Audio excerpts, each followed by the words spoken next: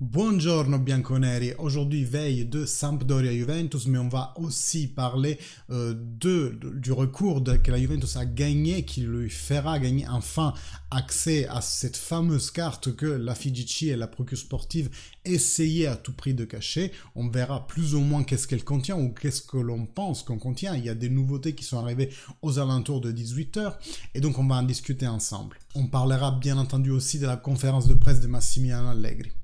Tout d'abord, avant de toute chose, ça vous coûte 0 €, je vous promets. Vous pouvez cliquer sur le bouton vous abonner en bas de la vidéo et aussi cliquer sur la petite cloche, comme ça YouTube va vous notifier pour toutes les prochaines vidéos et tous les prochains lives. Je vous rappelle, live demain soir pour suivre ensemble le pré, le pendant et le post-match de Sampdoria Juventus. Mais aussi pour vous qui me suivez depuis longtemps, vous le savez, les interactions, donc les commentaires, les likes sur les vidéos les rendent plus visibles et donc je vous demande d'interagir avec les vidéos si le contenu vous intéresse. Ou alors pour faire un petit coucou. Alors, essayons de résumer un peu la situation de ce fameux papier. Pourquoi? Parce que c'est sorti maintenant, mais en fait, on découvre maintenant que déjà, quelques jours après qu'on ait su qu'il y avait des enquêtes en cours contre la Juventus et contre les dirigeants, vous savez, Paratici, Agnelli, Cherubini, Arrivabene, tout ça, ils avaient déjà porté un recours pour avoir accès à toute la documentation. Alors, je suis pas un expert de droit non plus, c'est pour ça que j'ai attendu l'épisode de Juventibus où interviennent beaucoup de personnes qui font du droit à leur métier. Et donc, je vous le dis, quand on est accusé de quelque chose, bien entendu, on a le droit d'avoir accès à tous les papiers de l'enquête qui ont amené à cette décision de faire un procès contre vous. Tout comme si vous prenez un autovélo sur la route, si vous prenez une amende pour excès de vitesse, vous avez accès au droit à la photo, au PV derrière, etc. C'est normal. Néanmoins, ce papier n'était pas présent dans les papiers qui ont été donnés à la défense de la Juve, mais était présent par exemple dans ce que Kiné a rendu à la cour d'appel fédérale qui nous a jugé, qui nous a enlevé les manquances. Comment on le sait? Parce que dans les décisions, ce document est cité. On dit d'ailleurs, enfin c'est écrit, je peux pas vous lire exprès mot par mot ce qui a été dit, mais en gros la synthèse c'est: il existe d'ailleurs une conversation entre la COVISOC et la Procure Sportive, et celle-ci pourrait constituer un premier pas qui nous ferait penser à une enquête. Et donc si c'est vrai, ça veut dire que la date de l'enquête, elle doit être anticipée, c'est-à-dire qu'ils ont commencé à enquêter sur la Juventus, mais aussi sur les autres clubs avant de ceux qu'ils ont marqués dans les éléments de jugement. Et donc, vu que la date, on l'avance, l'enquête a commencé avant de ce qu'ils ont déclaré, ça veut dire que le jugement est allé en prescription. C'est ça que, je pense, la Juve pense derrière, il y a eu un couac administratif, qu'ils ont commencé l'enquête et qu'ils l'ont fini trop tard, tout simplement, et que donc c'est rentré en prescription. Donc la Juventus pourrait aussi, à part toutes les autres motivations, se baser sur ça, mais il n'y a pas que ça, on est d'accord. Cette décision, on l'a dit dans toutes les autres vidéos, et là, au moins 4-5 choses sur lesquelles s'attaquer. Le fait qu'on ait été enquêté pour l'article 31 et qu'on ait été jugé sur l'article 4. Le fait que seule la Juventus a été inhibée alors qu'il y avait d'autres équipes, et forcément la plus-value c'est quelque chose qui se fait à deux. Voilà, tous les arguments, on les a dit dans les autres vidéos. Si vous les avez ratés, éventuellement allez les rechercher sur la chaîne. Ou alors si j'ai le temps, je vous les mets juste ici. Enfin voilà, donc la Juventus déjà à l'époque avait fait un recours pour dire bah, écoutez, c'est gentil, vous faites une enquête sur nous, par contre nous on n'a pas tous les papiers, merci de nous les donner. Jusqu'à aujourd'hui c'était pas le cas. Maintenant le TAR a donné sa version des faits, donc oui effectivement tous les documents doivent être à disposition des deux parties, de l'accusation et de la défense, donc ils ont dit en gros vous devez donner ce document à ceux qui vous avez attaqué, la Juventus, les autres équipes, tous les dirigeants, etc. Et jusqu'à là, c'est la base. Après, le TAR rajoute une couche disant que la justice sportive, en gros, elle va trop vite. Je vous synthétise, la justice sportive, elle va trop vite et que c'est pas un jugement égalitaire parce que il est trop rapide, trop sommaire, presque l'inquisition espagnole. résumé de ce que Le Tard dit dans sa déclaration. Et donc maintenant, la procure sportive et la COVISOC doivent donner ces papiers aux parties prenantes, donc notamment la Juventus. Qu'est-ce qui s'est passé? C'est que déjà vendredi, je crois, la FIGC et le tribunal fédéral sportif ont fait un recours, attention, contre le Conseil d'État. Donc ils sont montés encore d'un cran. Je pense que le prochain recours, ils vont le faire contre le pape ou alors voilà, quelque chose du genre, quoi, pour empêcher à la Juventus d'avoir ce document. Et donc ça nous faisait penser, ben tiens, mais s'ils y tiennent autant à le cacher, c'est qu'il doit avoir un truc vraiment grave dedans qu'ils sont en train de protéger. Si ce papier se relève avoir la même teneur que la Juventus imagine, ça veut dire tout simplement que le procès n'est pas valide, donc il est annulé.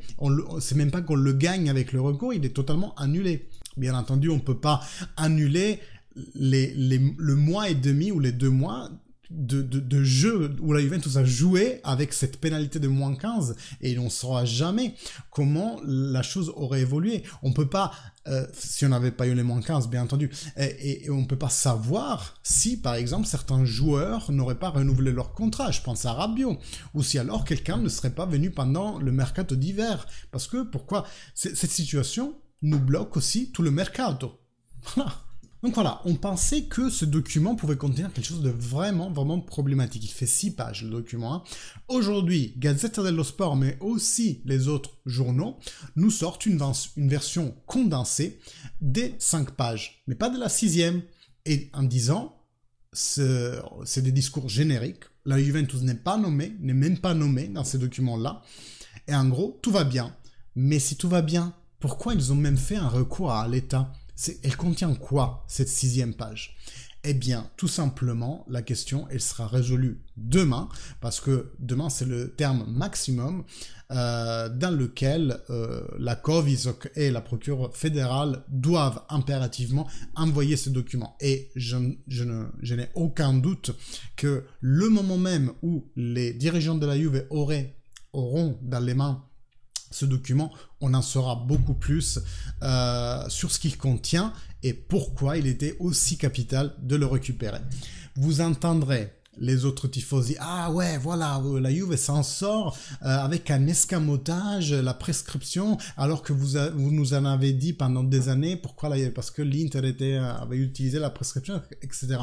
C'est totalement pas la même chose. Recoba a joué avec un passeport fictif et le règlement établissait clairement que c'était quelque chose d'illégal et que donc il y avait même un règlement qui disait c'est tot points de pénalité pour chaque match joué par le joueur qui ne pouvait pas être inscrit à Lega Serie A. Donc il y avait une règle, la règle était enfreinte, il y a eu un jugement qui a pas pu se faire, ou du moins qui a établi que finalement non, c'était une prescription parce qu'on parlait de faits trop vieux.